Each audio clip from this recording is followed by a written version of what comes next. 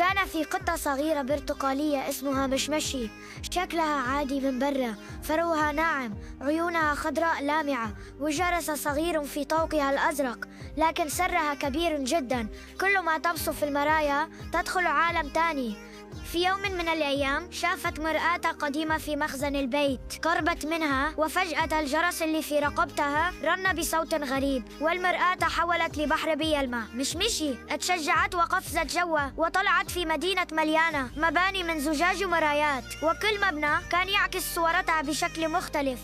مرة طويلة جدا زي الزرافة، مرة صغيرة جدا زي فأر، ومرة لها 3 ذيول. في مدينة قابلت قطط تانية، بس مش قطط عادية، كانت نسخ مختلفة من نفسها. واحدة عندها أجنحة وتطير، واحدة عندها تاج وبتحكم المملكة، واحدة شريرة بتضحك ضحكة مخيفة.